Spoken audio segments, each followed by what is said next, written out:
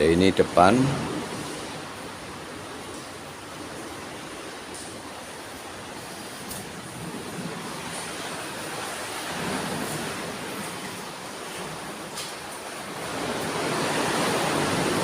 Di tengah gua ini terdapat tiang, ada tiang.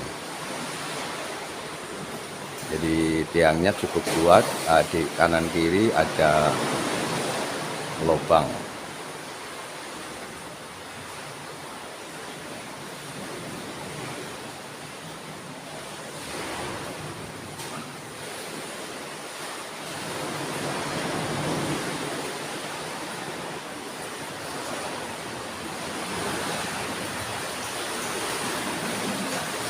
Kalau kita perhatikan bahwa gua ini, menurut analisa saya, ada sentuhan rekayasa tangan manusia. Jadi di tengah gua ini ada sebuah tiang, yang tiang ini konstruksinya sangat kuat.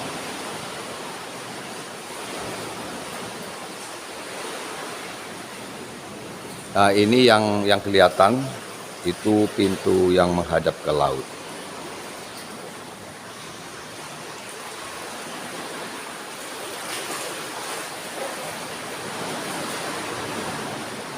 Ini perhatikan tiang yang ada di tengah.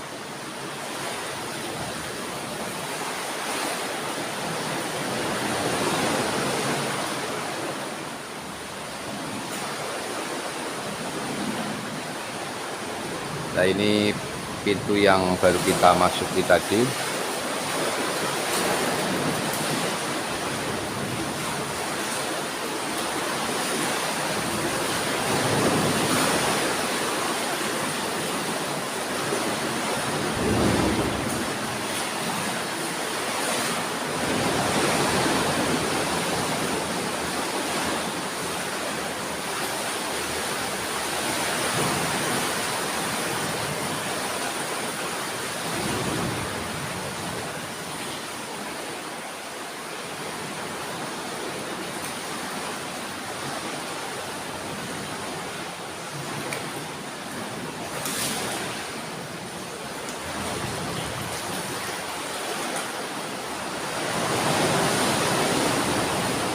Nah, ini kondisi tiangnya.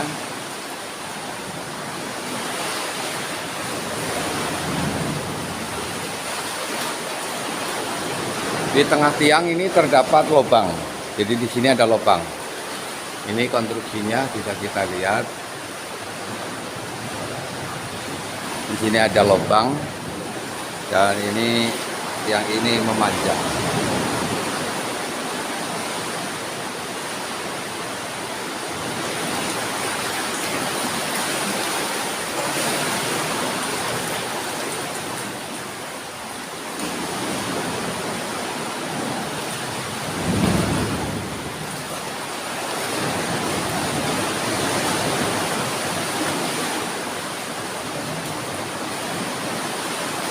Di sini juga terdapat gua kecil.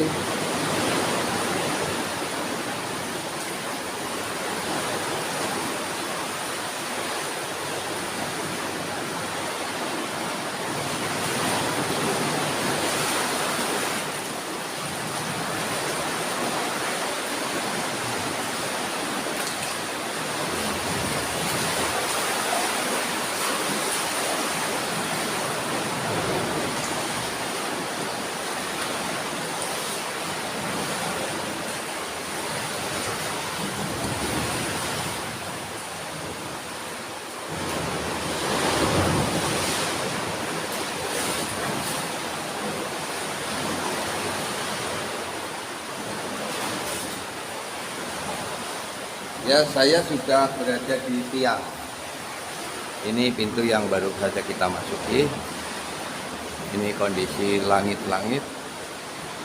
Dan di tiang ini terdapat lubang. Jadi ada lubang.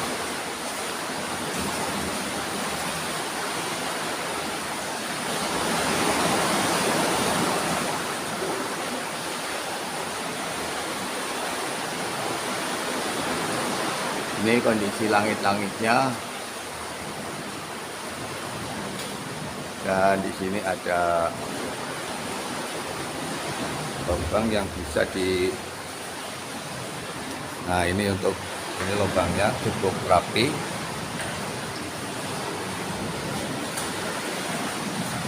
Dan kita bisa menengok ke ruang sebelah.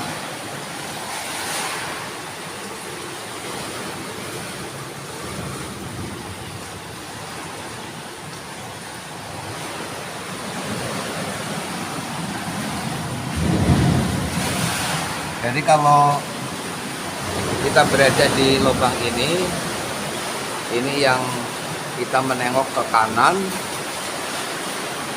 sedangkan ini yang kita menengok ke kiri. Nah, di sana ada dua.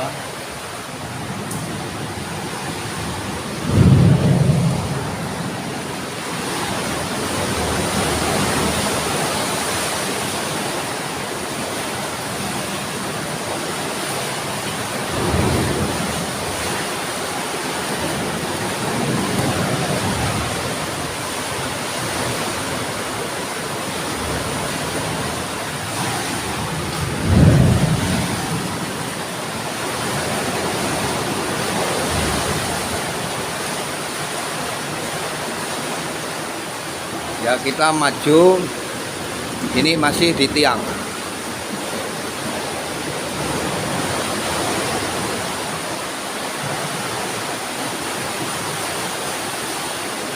Nah, ini di tiang ini. Nah, ini depannya tiang, depan tiang ini. Jadi sana pintu yang baru kita masuki. Ini kondisi langit-langitnya. Ini pintu yang menghadap ke laut. Ini adalah tiang yang di tengah. Ini ada tempat duduknya. Ada tempat duduknya yang sangat simetris. Jadi kita bisa menengok ke sana. Menengok ke sana.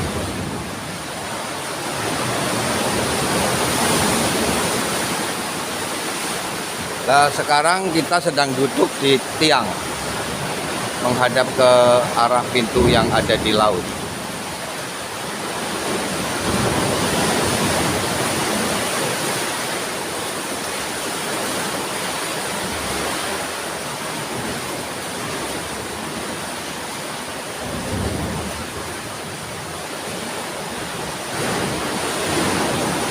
Dan perlu saya sampaikan juga bahwa tadi ada pintu kecil di depan,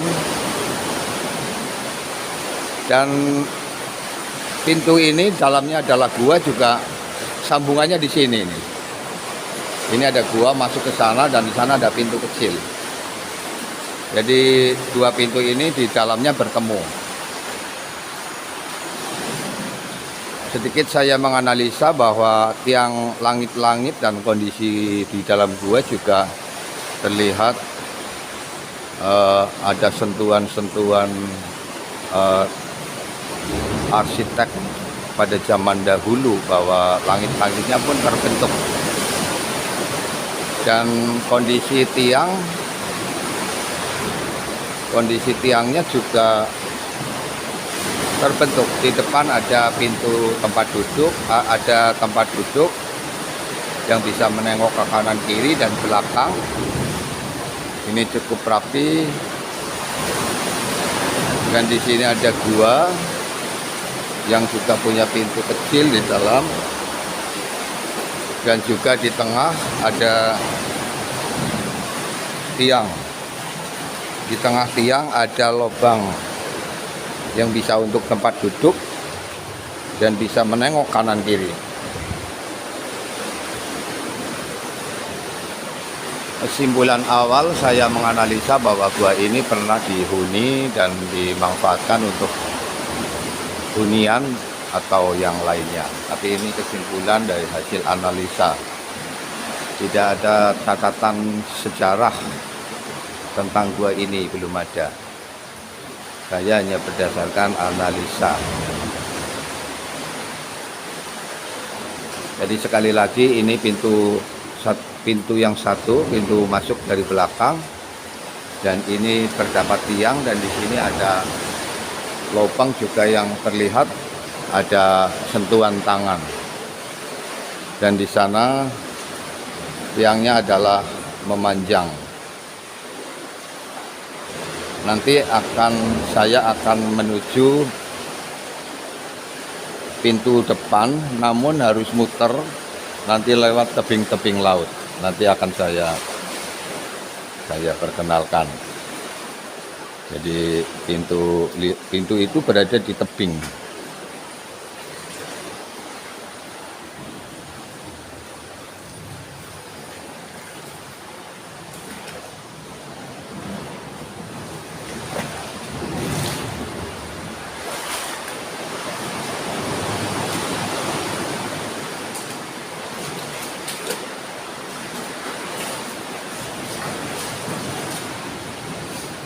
Ya, sekali lagi bahwa ini adalah tiang yang berada di tengah di antara dua lubang. Tiang ini di depan terdapat tempat duduk di tengah persis, bisa menengok kanan kiri, dan di tengah di atas ini terdapat lubang yang baru saja kita perhatikan. Dan di sebelah sana terdapat gua yang pintunya berada di luar yang tadi saya perkenalkan. Sedikit informasi tentang gua laut.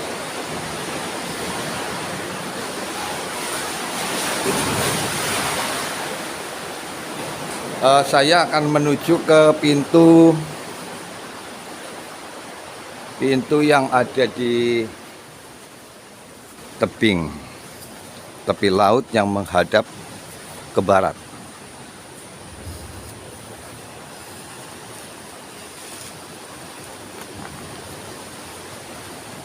Nah, ini pintu yang tadi di dalamnya ada guanya dan bertemu di dalam.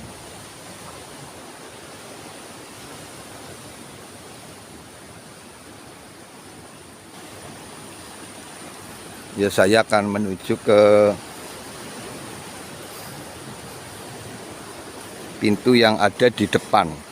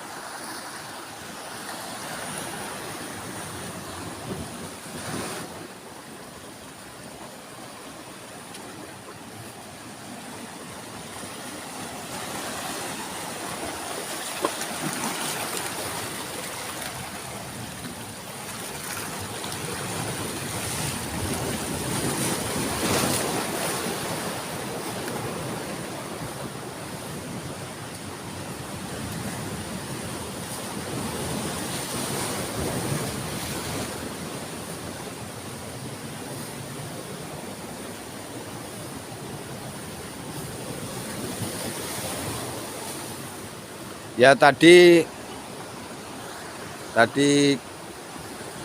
pintu yang dua di sana dan pintu yang menghadap ke laut di sana, jadi di tebing.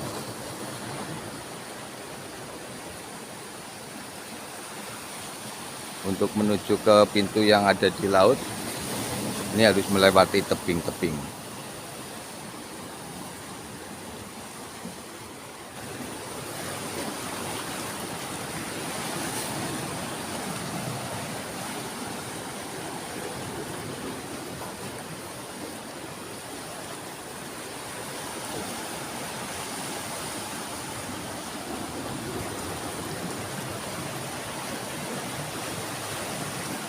Jadi kita harus melewati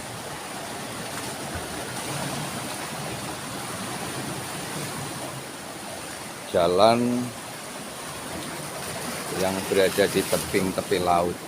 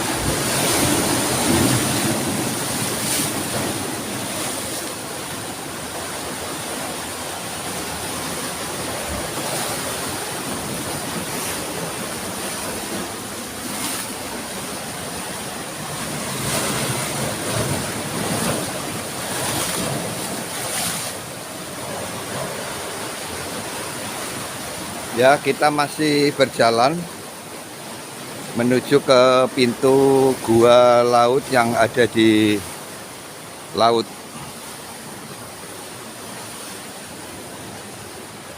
Ini harus melewati tebing curam yang indah. Ini salah satu potensi alam yang ada di Indonesia.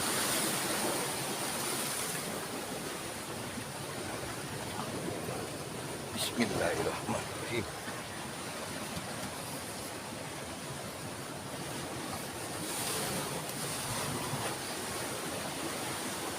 Ya, di sini ada bekas bangunan yang dulu di sini adalah rumah penjaga, karena gua ini dulu dihuni oleh burung lawet pada zaman tahun 80-an. Karena harga sarang burung mahal, ini dijaga, tapi sekarang sudah tidak dijaga lagi.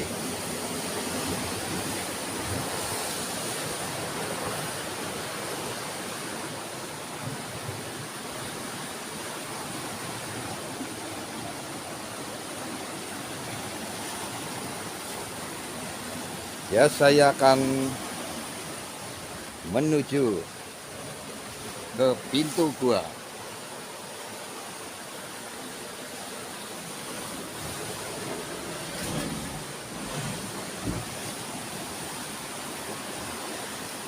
Ya, ini sambil saya perkenalkan, di dekat pintu gua ini terdapat air terjun. Air terjun dari mata air yang berada di pegunungan sana, Pegunungan Kapur, dan bermuara di dekat pintu gua. Nah, di sana ada pantai yang indah. Mudah-mudahan nanti suatu saat pantai-pantai ini bisa dikelola, dijaga dengan baik. Di sana ada para nelayan yang sedang beraktivitas.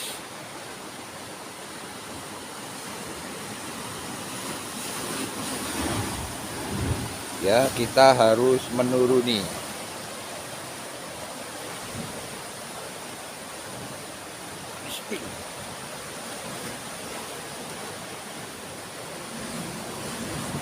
Menuruni.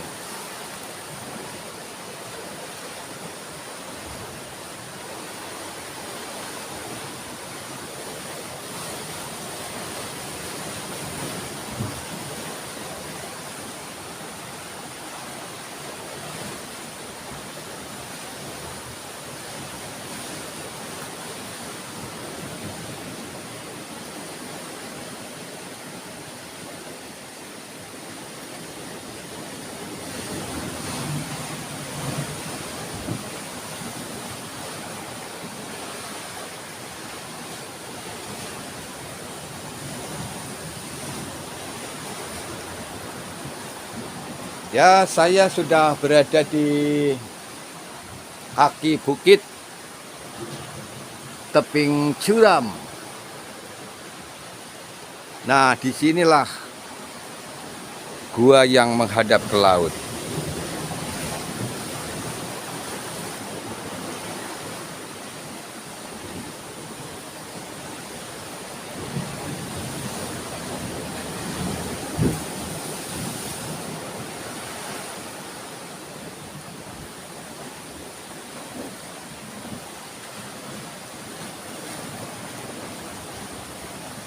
Nah, bisa kita lihat di sana yang ada kayunya, ini adalah pintu yang tadi kita lihat dari dalam.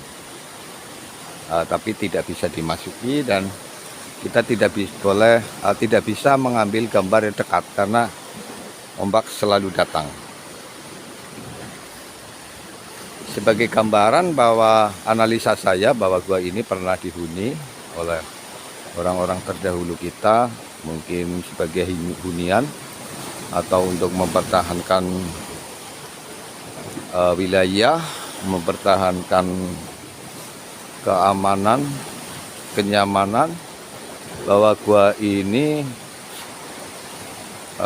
di dalam terdapat ruangan-ruangan sepertinya untuk persembunyian, dan di langit-langit juga tertata ada tempat untuk bersembunyi. Di belakang ada dua pintu, yang satu pintu kecil, yang satu besar. Dan ini yang berada di depan dan menghadap ke laut. Dan tepat menghadap ke barat, lurus dengan Pulau Nusa Kambangan. Jadi kalau kita lihat arah Pulau Nusa Kambangan, Kabupaten Cilacap di sana, dan kemudian ini pintu, dan sangat indah, ada air terjun tebing tepi laut. Terima kasih apabila analisa saya tidak pas. Mungkin pada saatnya nanti bisa diungkap keberadaan dari gua yang ada di Pantai Pecalen.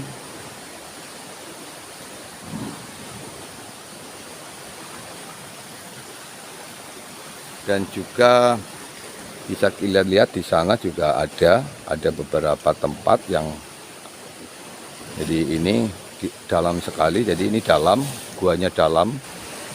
Nanti di belakang sana ada pintu di atas, jadi terlihat memang kecil, ada dua pintu kecil, tapi dalamnya luas, dan di atas ada gua, ada pintunya di atas. Dan di atas bukit sana terdapat benteng, bangunan benteng. Ada dua versi, ada peninggalan zaman Belanda dan juga ada peninggalan zaman Jepang. Demikian sekilas info tentang